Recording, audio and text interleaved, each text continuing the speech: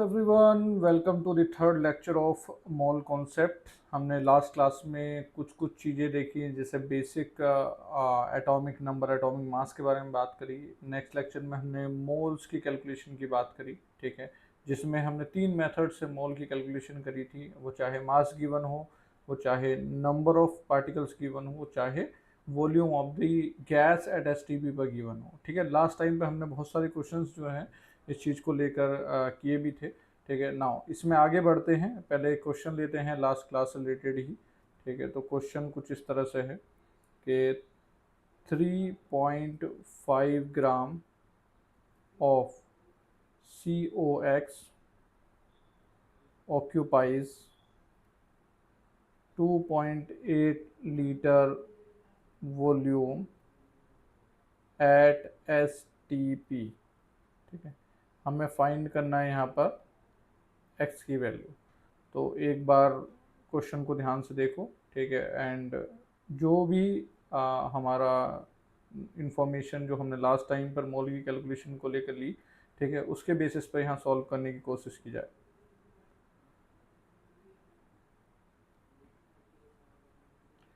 Okay, चलो discuss करते हैं यहाँ पर।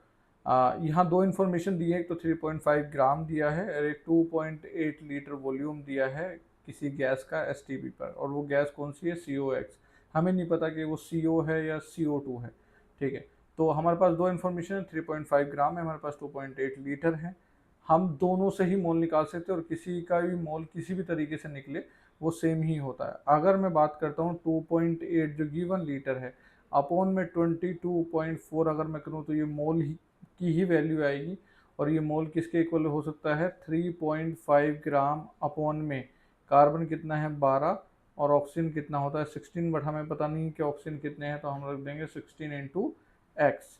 जब हम इन दोनों इस इक्वेशन में सिर्फ अननोन कौन है? हमारा एक्स की वैल्यू है। यहाँ से जब हम एक्स रिजोल्व करेंगे तो एक्स की वैल्यू निकल कर आएगी हमारी 1, ठीक है। तो यहाँ से निकल कर आएगा जो कंपाउंड होगा हमारा, वो क्या होगा?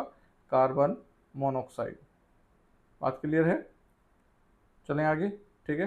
तो ये बात हुई हमारी regarding mole concept and mole calculation. Now इसमें आगे चलते हैं। हमने लास्ट टाइम एटॉमिक मास जो है वो बताए थे, और जिसमें क्लोरीन का मास हमने बताया था 35.5, ठीक है। तो ये इस तरह का मास जो है वो हमने वहाँ भी डिस्कस किया था कि ये एवरेज एटॉमिक मास है, ओके। तो एवरेज एटॉमिक मास की अगर हम लोग बात करें, ठीक है, तो यहाँ डिटेल में बात करते हैं। दैट इज एवरेज एटॉमिक मास, ठीक है, दैट इज AAM।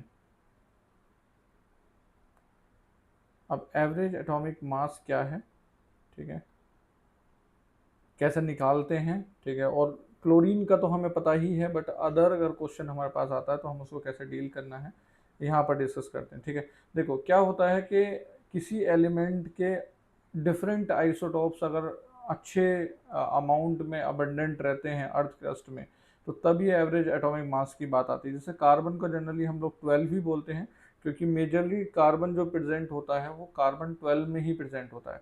और लो कार्बन का 14 भी आइसोटॉप है, बट वो इतने अमाउंट में नहीं होता जिससे कि वो एवरेज को हैम्पर कर सके, ठीक है। नाउ एवरेज एटॉमिक मास निकालते कैसे हैं, ठीक है। This is equal to A1 X1, मतलब A1 क्या है यहाँ पर? एटॉमिक मासेस ऑफ आइसोटॉप्स, और X क्या है यहाँ पर? परसेंटेज ऑफ अबंडेंस, ठीक है। तो atomic mass into percentage abundance, दूसरे का मास इंटू उसका अबंडेंस, ऐसे करके जितने भी रहेंगे उनको ऐड कर देंगे अपॉन में टोटल अबंडेंस। टोटल अबंडेंस क्या होगा? X1 plus X2 plus X3, ठीक है। और ये बेसिकली क्या हो जाएगा? 100 हो जाएगा, क्योंकि किसी का भी टोटल अबंडेंस अगर ऐड करोगे तो वो क्या आएगा? 100, ठीक है। तो यहाँ पर मैं बताता हूँ ए किसको रिप्रेजेंट कर रहा है? That is mass of isotope, okay.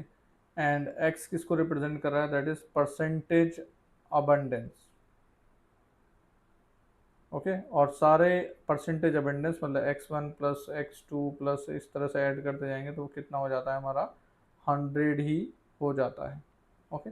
अब इसको यूज़ कैसे करते हैं वो एक क्वेश्चन लेकर यहाँ पर बात करते हैं। क्वेश्चन हमारा कुछ इस तरह से है कि दो आइसोटॉप्स हैं क्लोरीन के, ठीक है। जिसे हमें दे रखा है, एक तो क्लोरीन 35 है, क्लोरीन 35 हमारा 75% अबेंडेंट है, और क्लोरीन एक 37 है जो कि हमारा 25% अबेंडेंट है। हमें क्या फाइंड करना है, एवरेज एटॉमिक मास जो है वो फाइंड करना है। एक बार ट्राई करो।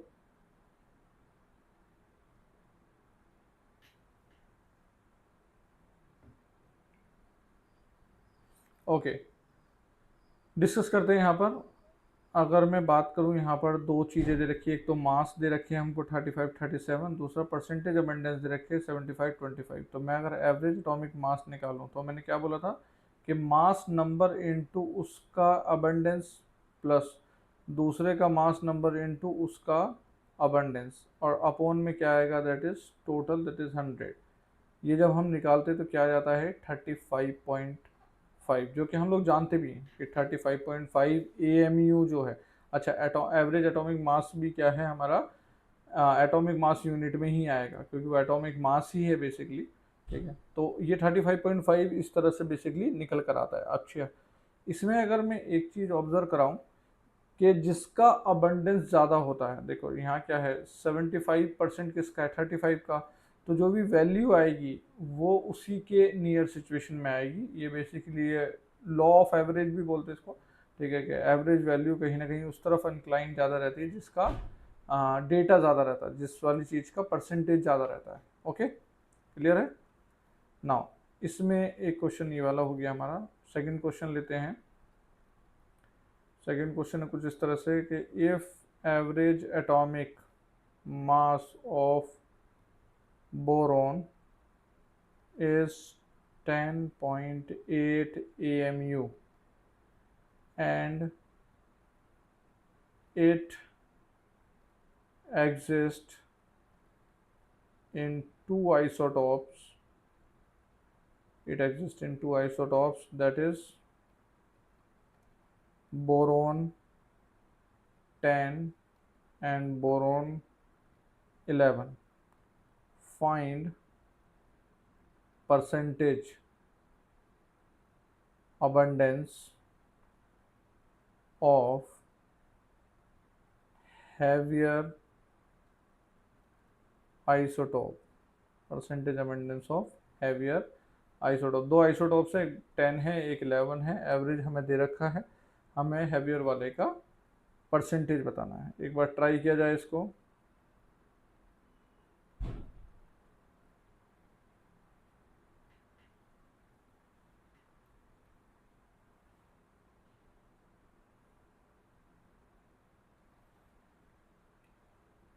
ओके, डिस्कस करते हैं यहाँ पर। ठीक है, average atomic mass that is AM हमको दिया हुआ है, दैट इज 10.8। ठीक है, इसमें अगर मैं बात करूँ हैवियर वाले का परसेंटेज जो है वो x ले लेता हूँ, तो लाइटर वाले का कितना हो जाएगा, 100 माइनस एक्स, तो ये कितना हो जाएगा, that is 10 into 100 minus x plus 11 into x, और टोटल अपॉन में क्या आएगा हमारा 100 आ जाएगा, दैट इज टोटल अबंडेंस। ठीक है, यहाँ से जब हम x की वैल्यू निकालते हैं, ठीक है, तो वो निकल कर आता है हमारा 80%। दैट मीन्स हैवियर वाले का मतलब बोरोन 11 का क्या है, 80% है, और 20% किसका होगा, दैट इज बोरोन 10 का। क्लियर है। तो इस तरह से हम लोग यहाँ पर डील करते हैं एवरेज एटॉमिक मास। क्वेश्चन डिफरेंट डिफरेंट फॉर्मेट में आ सकता है, बट एक चीज़ फिक्स रहेगी कि फॉर्मूला यही है, average atomic mass is equal to the mass of one isotope into its percent abundance plus दूसरे का मास इनटू उसका अबंडेंस अपॉन टोटल 100। ठीक है, क्लियर है। ओके, चलते हैं आगे। नाउ ये बात हो गई है एवरेज एटॉमिक मास को लेकर। नाउ कुछ छोटे मोटे टर्म्स और हैं जो कि हमें यहाँ क्लियर करने हैं। ठीक है, एक टर्म होता है atomicity, this is atomicity. Atomicity is nothing but the number of atom in a molecule. ठीक है, कुछ और नहीं है, सिर्फ हमें मॉलिक्यूल के अंदर नंबर्स काउंट करने हैं। ठीक है, तो it is nothing but the number of atoms in a molecule. ठीक है, तो डिफरेंट डिफरेंट एग्जाम्पल अगर मैं यहाँ पर लेता हूँ। ठीक है, वन इज़ O2, आप मुझे बताओ, मैं सारे मॉलिक्यूल लिख देता हूँ। CO2 में कितने, एटॉमिसिटी कितनी, थर्ड CH4 में कितनी, H2SO4 में कितनी, ठीक है, फिफ्थ Al2SO4 होल थ्राइस में कितना, K3FeCN होल सिक्स में कितना, and KCl dot MgCl2 dot 6H2O इसमें कितना एटॉमिसिटी। ओके, तो कितना कितना आ रहा है, O2 में कितना आ रहा है, दैट इज 2, CO2 में कितना आ रहा है, दैट इज 3, CH4 में कितना आ रहा है, 5, ठीक है। यहाँ पर कितना आ रहा है एटॉमिसिटी, 7। यहाँ की अगर बात करें तो 2 एल्यूमिनियम है प्लस सल्फेट में 5 हैं, और सल्फेट इंटू 3 हो जाएगा, तो ये कितना आ जाएगा, 15 + 2 that is equal to 17 atomicity. यहाँ अगर बात करते हैं तो 3 कौन है, पोटेशियम, एक आयरन है, प्लस साइनाइड में 2 एटम हैं, और 6 मतलब 12, तो ये कितना आ जाएगा हमारा, दैट इज इक्वल टू 15, ठीक है। इधर अगर बात करते हैं 2 + 3 प्लस ये कितना है वाटर, 6 × 3, तो कितना हो जाएगा ये, 5 + 18, ये नेट निकल कर आएगा, that is 23। Okay, atomicity is nothing but the number of atom. अब अच्छा, ये टर्म ज़रूरत क्यों है हमको, ठीक है, क्योंकि आगे जगह काफ़ी जगह पर ऐसा सिचुएशन होगा कि हमें इंफॉर्मेशन देने की कोशिश की जाएगी कि ये मोनो एटॉमिक है, डाई एटॉमिक है, ट्राई एटॉमिक है, ठीक है। तो ये बात क्लियर होनी चाहिए, मोनो एटॉमिक का मतलब ये होता है कि एटॉमिसिटी 1। मैं टर्म्स इंट्रोड्यूस कर देता हूँ, जैसे बोला जाता है मोनो एटॉमिक, तो मोनो एटॉमिक का मतलब ये है कि एटॉमिसिटी 1। कहीं पर लिखा होता है diatomic, this is diatomic molecule या कुछ भी, तो डायटॉमिक का मतलब है एटॉमिसिटी 2। जैसे कहीं ना कहीं जो O2, N2, ठीक है, H2, ये सब गैसेस जो होती हैं ज़्यादातर, ठीक है, वो क्या होती हैं, डायटॉमिक फॉर्मेट में होती हैं। क्लियर, ठीक है। तो ये हुई हमारी एटॉमिसिटी से रिलेटेड बात। नाउ अब आगे बात करते हैं हम लोग, परसेंटेज कंपोजिशन एक चीज़ होती है, परसेंटेज में हम इसको इस तरह से लिख लेते हैं, दैट इज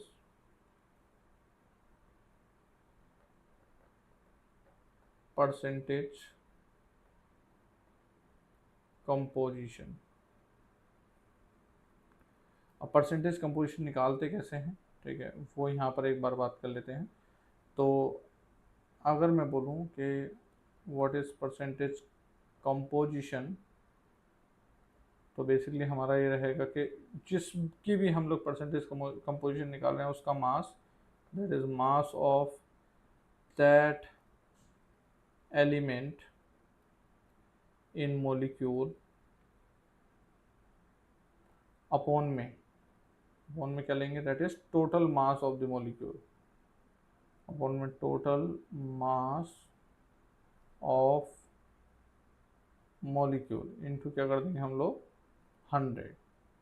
क्लियर, तो इस तरह से परसेंटेज ऑफ दैट एलिमेंट जो है वो निकल जाता है, ठीक है। अगर यहाँ मैं बात करूँ एक एग्जांपल लेकर कि मेरे पास है CaCO3 जो है वो हमारा मॉलिक्यूल है, ठीक है। अब इस मॉलिक्यूल का अगर टोटल मास देखें हम लोग, ठीक है, मास अगर हम यहाँ पर देखें तो कितना जाएगा, ऐड करके टोटल ऐड करोगे तो कितना जाएगा इसका, 100। अगर मैं इसमें पूछता हूँ कि परसेंटेज कैल्शियम बता दो, या फिर परसेंटेज कार्बन बता दो, या फिर परसेंटेज ऑफ क्या बता दी जाए हमारा यहाँ पर, कार्बन नहीं, 12 नहीं लेना है, this is carbon, and percentage of oxygen, अगर ये 3 चीज़ पूछी जा रही है तो हम क्या करेंगे यहाँ पर कि कैल्शियम कितना है यहाँ पर 40 अपॉन में टोटल इज 100 इंटू 100, तो कितना जाएगा ये, दैट इज 40% ही आ जाएगा।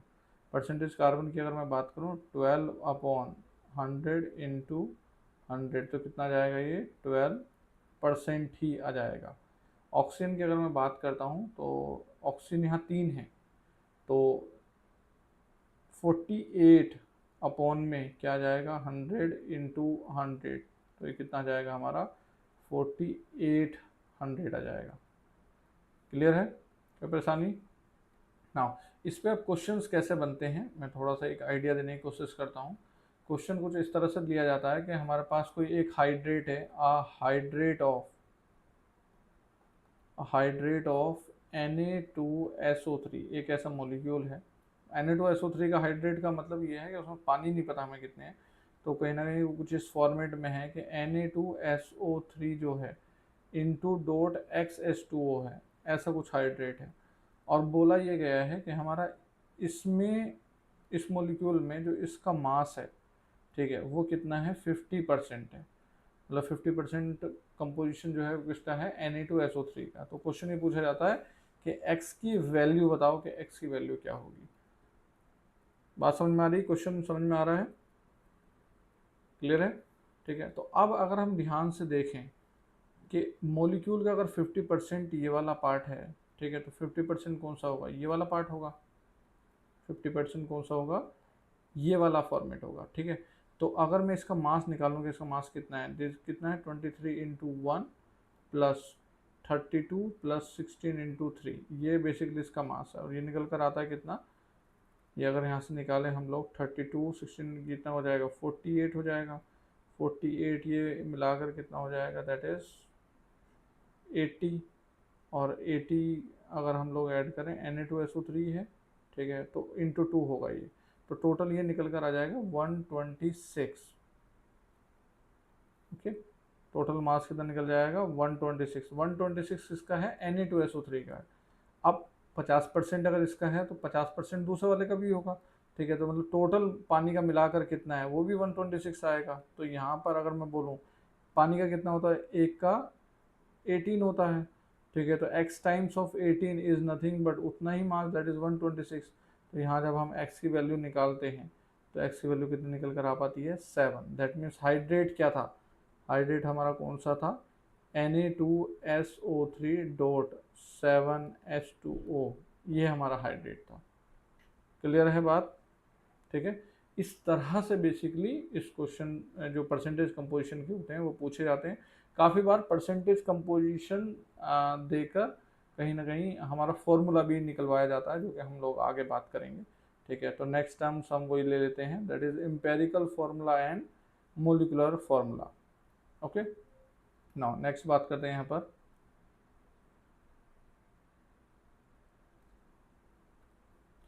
तो हमने एटॉमिसिटी की बात कर ली, हमने परसेंटेज कंपोजिशन की बात कर ली है, ठीक है। और हमने ये जितना भी एवरेज एटॉमिक मास था उसका भी डिस्कशन कर लिया। अब ना आगे चलते हैं, अगला टर्म है हमारा, दैट इज एम्पेरिकल फॉर्मूला, जिसे हम बोलते हैं EF and molecular formula, that is MF। Okay, now EF and MF की अगर हम लोग यहाँ बात करें, ठीक है, तो सबसे पहले तो समझना पड़ेगा कि एम्पेरिकल फार्मूला क्या है। मॉलिक्यूलर फार्मूला तो हमें पता है कि मॉलिक्यूल का फार्मूला है। एम्पेरिकल फार्मूला बेसिकली क्या होता है, जिससे अगर मैं बात करता हूँ यहाँ पर कि C6H12O6, ये ग्लूकोज का मॉलिक्यूलर फार्मूला है। ये क्या है, ग्लूकोज का मॉलिक्यूलर फार्मूला।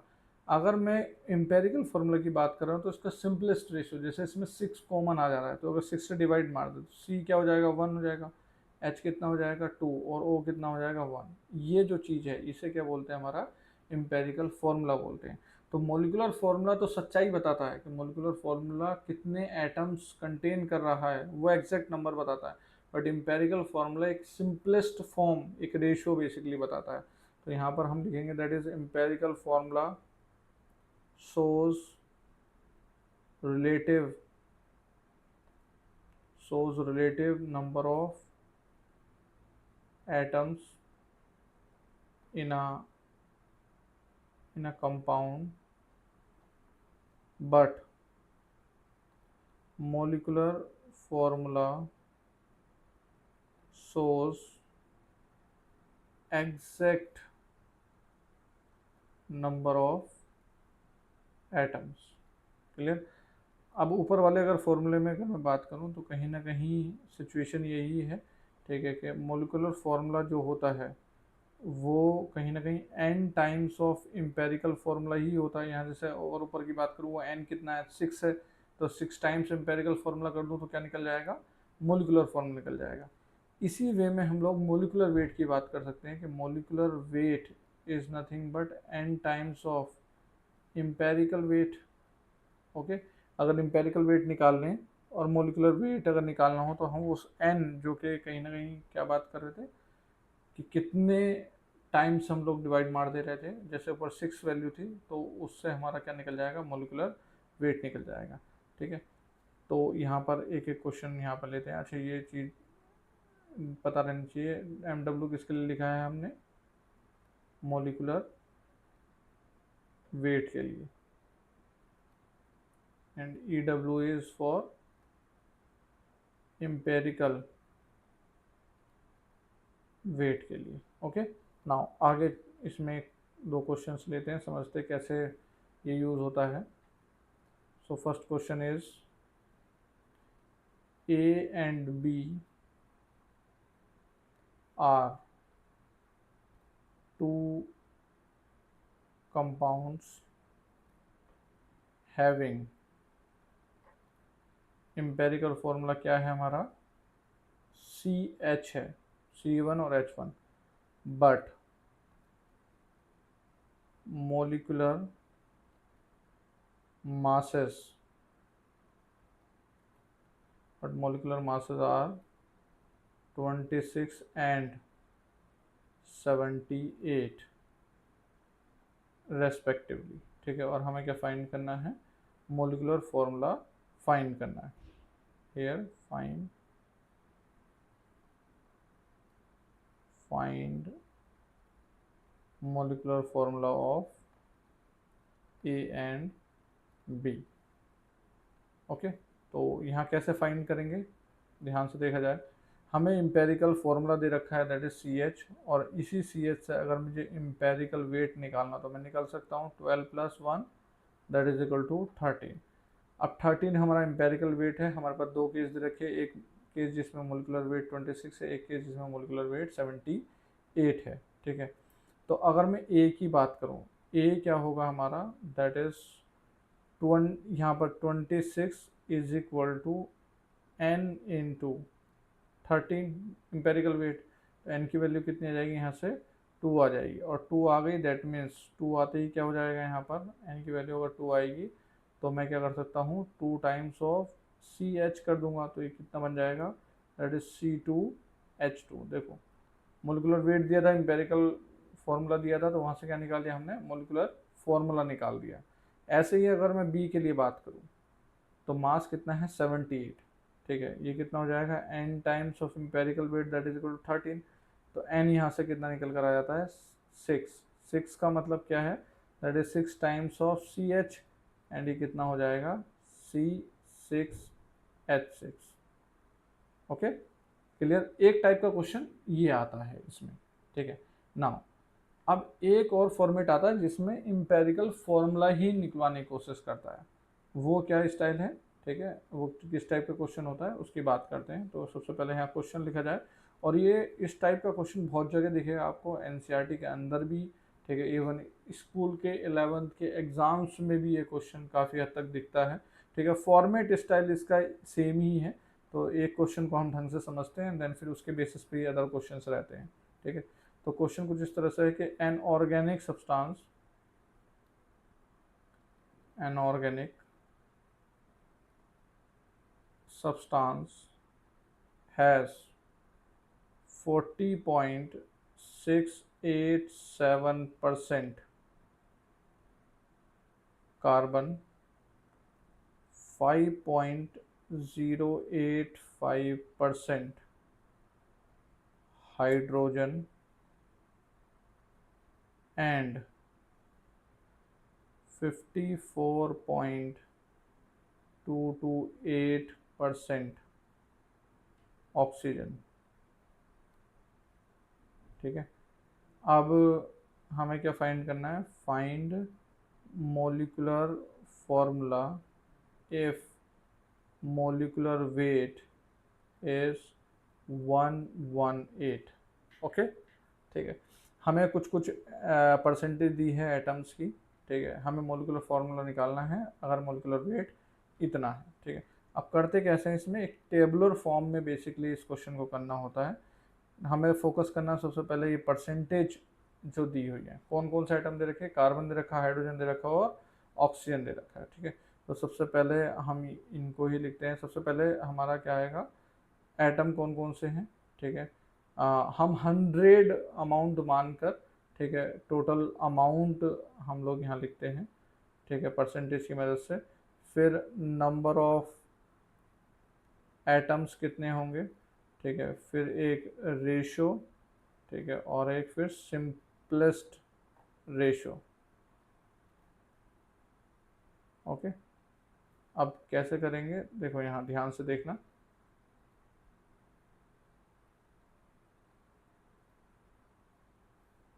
सबसे पहले हमारे एटम कौन कौन से हैं, कार्बन है, हाइड्रोजन है, ऑक्सीजन है। 100 टोटल अमाउंट मानकर कार्बन का अमाउंट कितना हो जाएगा यहाँ पर, 40 पॉइंट, अगर मैं ग्राम में भी ले रहा हूँ, दैट इज 40.687 कार्बन हो जाएगा। हाइड्रोजन इज 5.085 क्या हो जाएगा, हाइड्रोजन हो जाएगा। ऑक्सीजन कितना होगा, 54.228 क्या हो जाएगा मेरा, ऑक्सीजन हो जाएगा। नाउ नंबर ऑफ एटम निकालने के लिए क्या करना होता है हमें, मतलब बेसिकली मोल निकालना है हमको यहाँ पर, ठीक है, क्योंकि रिलेटिव मोल भी आ जाएगा, उससे आंसर आ जाएगा।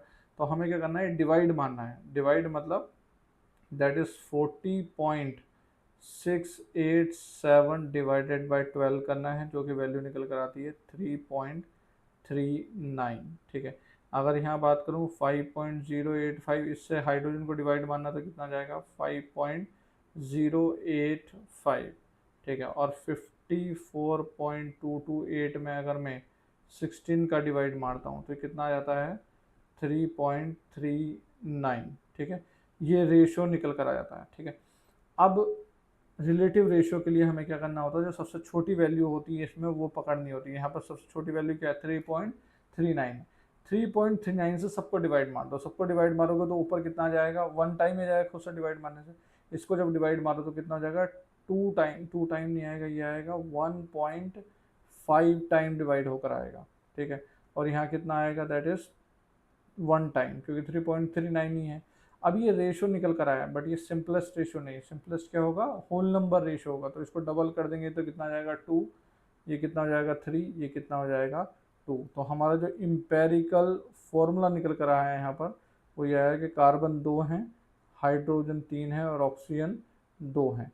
तो इससे अगर मैं इम्पेरिकल वेट निकालूँ, क्योंकि हमें फॉर्मूला भी निकालना है, इम्पेरिकल वेट अगर निकालूँ कार्बन हाइड्रोजन ऑक्सीजन की मदद से, तो वो कितना निकल कर आ जाता है, 59, ठीक है। अब हमें मोलिकुलर वेट कितना दे रखा है, 118। तो मतलब that means molecular weight is equal to n into empirical weight, ठीक है। तो यहाँ से अगर निकालेंगे, molecular weight is 118 is equal to n times of empirical weight कितना है, 59।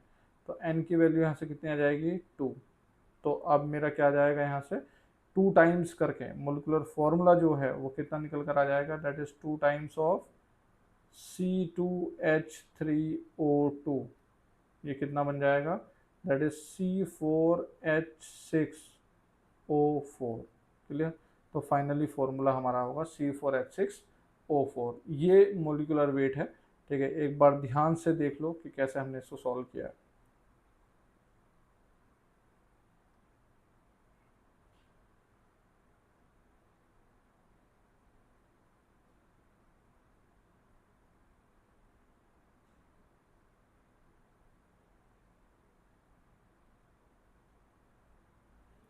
क्लियर है। तो एक क्वेश्चन इस पर और हम लोग लेते हैं, वो आपको सॉल्व करना है इनिशियल से ही। क्वेश्चन कुछ इस तरह से है, ठीक है, कि a compound contains 25.94% nitrogen and rest is oxygen। Oxygen हम यहाँ पर लिखेंगे, that is rest is oxygen. ठीक है, हमें फाइंड क्या करना है, फाइंड एम्पेरिकल फॉर्मूला फाइंड करना है। ठीक है, नाइट्रोजन का अमाउंट दे रखा है, ऑक्सीजन जो है बचा हुआ ऑक्सीजन है। ठीक है, तो यहाँ पर सेम वे में हम लोग यहाँ पर डील करेंगे। ठीक है, एटम की अगर मैं बात करूँ तो एटम यहाँ कितना है हमारा, कौन कौन है, नाइट्रोजन है और ऑक्सीजन है। 100 मानकर अगर अमाउंट निकालूँ तो यहाँ से कितना जाएगा 25.94। ठीक है, और ये कितना जाएगा 74.06। ठीक है, अब नंबर ऑफ एटम्स की अगर हम बात करें, नंबर ऑफ एटम्स, तो इसमें डिवाइड मानना पड़ेगा, that is 25.94 divided by 14, and यहाँ मानना पड़ेगा 74.06 डिवाइडेड बाय 16। ठीक है, ये जो वैल्यू निकल कर आएगी यहाँ पर, ठीक है, वो कुछ इस तरह से आती है, दैट इज 1.85 और ये आती है 4.62। क्लियर। अब हमें चाहिए रेशो। रेशो के लिए मैंने क्या बात करी थी कि सबसे छोटे वाले को पकड़ो, मतलब दैट इज को पकड़ो और इससे डिवाइड करा जाए। ठीक है, तो इससे खुद को डिवाइड करेंगे तो 1 आ जाएगा। ठीक है, और सेकंड वाले को डिवाइड करेंगे तो कितना जाएगा 2.5। ये रेशो है। बट अगर सिंपल रेशो की बात करें हम लोग, जो होल नंबर रेशो होगा वो कितना जाएगा, दैट इज़ यहाँ पर डबल करके 2 और यहाँ 5। ठीक है, तो इम्पेरिकल फॉर्मूला जो है वो हमारा निकल कर आ जाएगा यहाँ से, that is equal to N2O5। ठीक है, अब ये इम्पेरिकल फॉर्मूला पूछा था, हमें अगर कोई और इन्फॉर्मेशन मिलती तो हम फर्दर चीज़ें भी निकाल सकते थे। ओके, ठीक है, तो ये पूरा डिस्कशन था empirical formula and molecular formula को लेकर। ठीक है, काफ़ी सारे क्वेश्चंस हमारे CTS में इस पर बेस्ड हैं। ठीक है, वो चाहे एटॉमिक मास, एवरेज एटॉमिक मास हो, ठीक है, एंड परसेंटेज कंपोजिशन हो एंड एम्पेरिकल फार्मूला। ओके, तो आज की क्लास में इतना ही रखते हैं। ठीक है, नेक्स्ट में हम लोग मोल एनालिसिस वाला जो पार्ट है, ठीक है, और लॉ ऑफ केमिकल कॉम्बिनेशंस, इन सबको कवर करेंगे। Thank you.